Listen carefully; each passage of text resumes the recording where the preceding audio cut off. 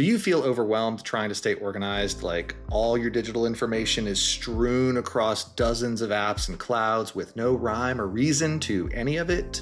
Do you struggle to remember important details or wish you could tap into your full creative potential? What if you could remember everything that matters, organize your life effortlessly, and unleash your creativity like never before? In this video, I'm going to share with you how I've solved this problem for myself using the CODE framework and the PARA method, which I learned from this book right here called Building a Second Brain by Tiago Forte. And if you stay till the end, I'll give you a simple 3-step process to begin implementing these methods and start simplifying your life today. First of all, what exactly is a second brain? Well, if your brain is your first brain, then anywhere outside of it that you write things down or otherwise store information is going to be your second brain. Now, this isn't a new concept since the advent of digital storage and computing.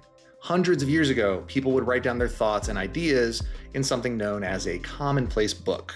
But the benefits of a digital second brain is that it is searchable and the entire thing can be accessible for you to add things, retrieve things, or move things around regardless of where you are, as long as you have your phone or access to the internet. Now, whether you choose a digital method of note-taking or good old-fashioned pen and paper, it all starts with one action, and that is writing things down.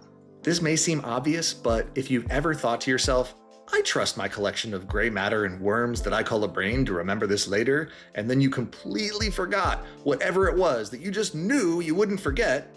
Has this happened to you? It's happened to me a lot. Then it might behoove you to stay with me for just another minute or two. And you might be thinking, but Woody, I already write everything down. My problem is finding what I want when I need it. Don't worry, I've got you covered as well. Now, before I get any further into the weeds, let's talk about the CODE framework. What is CODE? Well, CODE, spelled C-O-D-E, stands for Capture, Organize, Distill, and Express. And CODE is the 4-step process for how you will interact with your second brain. The first step is to capture your thoughts, ideas, quotes, bookmarks, images, screenshots, or bits of useful information that you would like to refer back to later.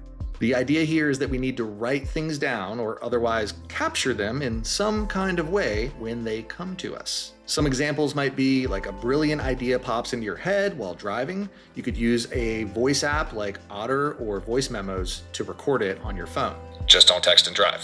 Or if you're reading an insightful article, you could either save a link to the whole article in a Read Later app, or you could screenshot or copy paste the section that stands out to you and drop it in something like Apple Notes or Pocket or Notion or Evernote. Or if someone mentions a must-read book or podcast, you could just jot it down real quick in a note. We're going to revisit how to find this thing later on. Now, the idea is not to overthink this part. You just want to get these things into some kind of general inbox. You can have more than one inbox for different types of things. For example, you should have a general note-taking app that you can easily create a new note and jot things down or copy and paste things to. But then you might also use a Read Later app specifically for online articles, or the audio bookmarks feature in your audiobook or podcast app. Now, here's the key part of the capture step. The whole point is just to capture the thing you want with as little friction as possible. Don't worry about where it will go or how you're going to use it later on just yet. Just capture it, save it, and let's get to the next step, which is organize. Organizing is about giving everything a place so it's easy to find when you need it. There are many ways we can choose to organize things, whether that be by topic or alphabetically or by some other means. But maybe the most useful way that we can organize our information is by actionability. Organizing by actionability means that we will sort our information based on how useful or relevant it could be to something we are working on now or something we think we might work on in the future. And to do this, we will discuss our second 4-letter word, PARA. PARA, or P-A-R-A, stands for Projects, Areas, Resources, and then Archive. These are the 4 categories we will use to get organized. They are the 4 folders we will create in each of our digital storage spaces. Believe it or not, every piece of information you might consider saving can fit into one of these 4 categories. So let's break it down. Projects are your most actionable things. A project is something you are actively working on or are gearing up to start relatively soon. It could be a research paper, or a sales presentation, or a home renovation project, or an upcoming trip. It could be anything else. For me, some of my projects are an upcoming trip to Japan, a new job I just started, and some specific YouTube videos that I want to create. Projects take a lot of focus, which is actually an excellent reason to mention something I've been using to help me focus lately, and that is actually this little drink called Magic Mind. And Magic Mind is actually this kind of daily focus drink that works surprisingly well as compared to, say, coffee or energy drinks, because it doesn't just load you up with caffeine and then set you up for an afternoon crash, but rather it supports your body's natural energy engine while also giving you a nice nootropic boost with ingredients like lion's mane and ashwagandha, which support your overall mental wealth by keeping you calm and dialed in. Now, they have a morning focus shot as well as a sleep shot that works extremely well without any habit-forming ingredients, and for a limited time, you can actually get the bundle of both shots at a 45% discount by visiting magicmind.com/WoodyJan. And I'll put that on the screen and a link in the description for you, but that's magicmind.com/WOODYJAN. And thank you to Magic Mind for very kindly sponsoring this episode. So now that we're focused, let's move on from projects to areas. Areas are your next most actionable things. These are the areas of your life which are ongoing over a period of time, longer than a project might take. Examples of areas might include budget or finance, cooking and recipes, fitness, your job, a club or activity. You may even want to consider each close relationship that you have as an area, like your partner or your parent or your child.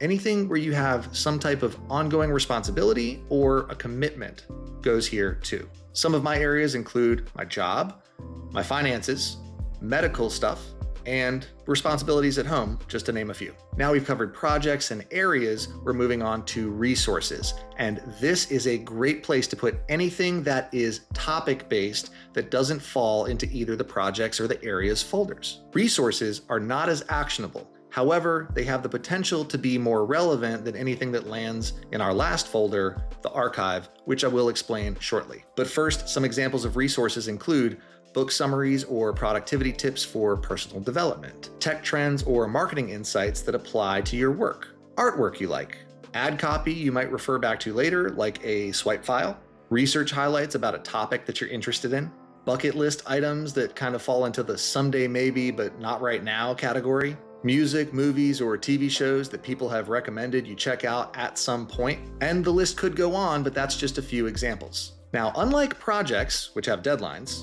and areas, which require ongoing management, resources are purely for reference. They are passive, but can become active if you decide you want to act on them. One example would be a bucket list vacation destination turning into your next upcoming trip. So you move that folder or its related stuff to its own subfolder under your main projects folder.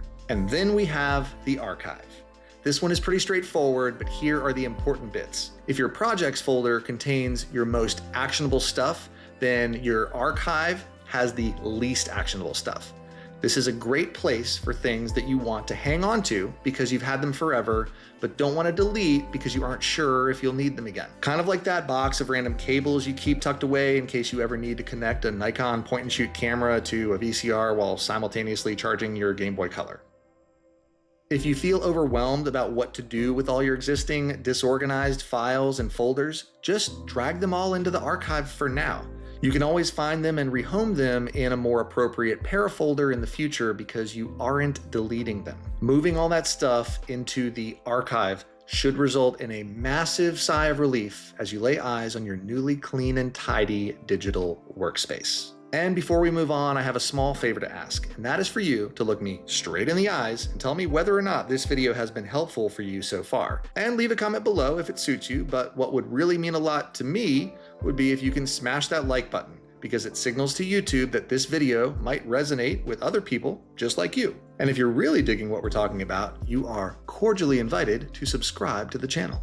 Now, at this point, we are halfway through the code framework. We have captured things, and then we've set up a system to now organize those things, and it is time to distill. In short, distilling is reducing clutter and keeping only what matters. The distill step in the code framework is all about refining your notes to highlight the most important insights. Instead of storing overwhelming amounts of information, you extract the key takeaways, key quotes, and actionable insights so that your notes are easy to scan visually and then use later on. Now, a simple way to do this is by using a process called progressive summarization. Progressive summarization is where you bold or highlight the most valuable parts of a note, making it easier to review quickly. And if you're anything like me, you've probably had a bit of a highlighting problem in the past. I can remember multiple times in college when I highlighted so much of a page that it reflected the bat signal onto the ceiling of my dorm room. Not to mention that it completely bled through to the other page, highlighting every word on that side as well. This amount of highlighting can border on dangerous, but in all seriousness, it is just flat out ineffective. The whole point is to make it easier for you to find the truly important or interesting bits later on when you're scanning through your notes. Your future self will be searching desperately for something useful and relevant to whatever it is that you're working on. So let's learn how to highlight accordingly. Now, believe it or not, step one is to not highlight anything, at least not yet. First, you should start off by bolding things that you think are the main points. Bolding is a little safer than highlighting. You can go a little bit overboard with bolding and it isn't going to totally destroy your note and make it completely distracting every time you try to read it. Now, on your next pass over your note, which may be immediately or at a later time or date, you can skim the bolded parts and see if there is a smaller subset of words that really get the point across. When you see them, highlight. And then, if you want to take it a step further, look back over what you have highlighted, and if any smaller subsets or key words stick out to you, you can actually underline them or italicize them, or even just highlight them in a different color. This is about as far as you need to take your progressive summarization. Anything more is definitely overkill.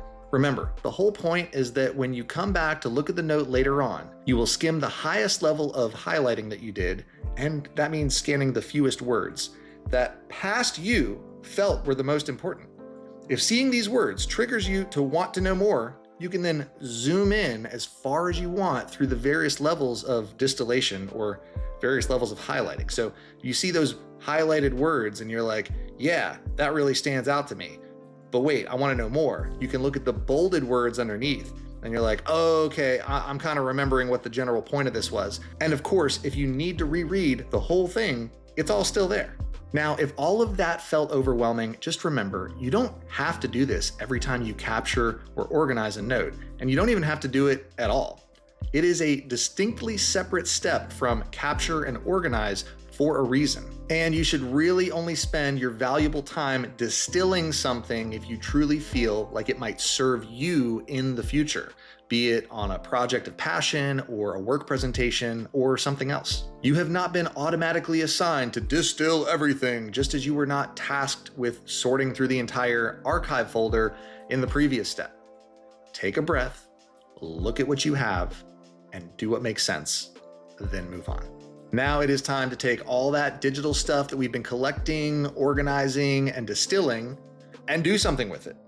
Now, my friends, we express. In short, expressing means creating something meaningful from what you've learned. The express step in the code framework is about turning your stored knowledge into something useful and shareable.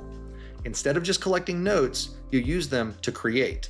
Whether that's a blog post or a YouTube video or a tweet or a business idea or something else.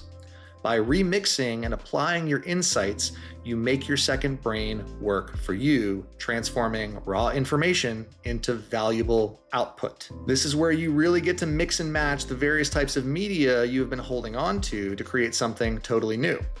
Pretty exciting, right? If you have a particular project in mind and it doesn't already have a project folder, now is the perfect time to make a new one under projects in your Para system. And then next, do a search for relevant terms. Start scanning through what comes up and click into anything that seems like it might be interesting to you. If the note or item that you clicked into makes sense for the project, you can either move it to the project folder or tag it with a project tag so you can find it later. For example, if my project is planning a trip to Japan, I will use the tags Japan and travel to help me find the thing later. If searching isn't turning up what you want, consider just browsing through your folders. You might be surprised what will stand out to you that might support your current project. Now, assembling everything into a final creation is beyond the scope of this video, but let me know in the comments what projects you're working on because I would love to hear about them. Now you know what code means and you know what para means, and you might have a lot of ideas swirling around in your head or questions about where to start. I'm going to take the guesswork out of it. These are the first 3 steps that you need to do. Step 1, create your para folders in your main digital tools. For me, I created them in my Google Drive, which is my main cloud storage tool. I created them on my computer under the Documents folder, which also backs up to Microsoft OneDrive, so just an extra level of backup. And then in my main Notes app, which is pretty much Apple Notes, but I'm also using Notion a lot lately. Once you've created your para folders in all of those places, step 2 is to take a look at what is around them. Your 4 new para folders might be swimming in a sea of other folders and files. Now just select all of those other folders and files and drag them into the archive folder. Don't panic, everything is still there. It's now just neatly tucked away 1 layer below, and it's also still searchable or browsable as it was before. Then step 3 is to look at your calendar and actually find and schedule a 15 to 30 minute block of time for the sole purpose of browsing through and sorting any new notes, items, emails, documents, or other files that have entered their corresponding inbox. This should be a recurring monthly meeting with yourself, ideally once a week, but be flexible with yourself. Life happens. Your second brain is meant to serve you, not enslave you. Take this time to sort things to the para folder that they best fit in, and maybe a subfolder. If they don't fit a project or an area, or they're not a resource, then put them in the archive for now. You can always find it there later. And if time management is a habit that you are hoping to improve, you might benefit from watching this video right here. I'll put it up on the screen. It's on the 7 habits of highly effective people, which can transform your entire view of time management and your entire view of the world for that matter. So go ahead and click on this video here, and thanks for watching.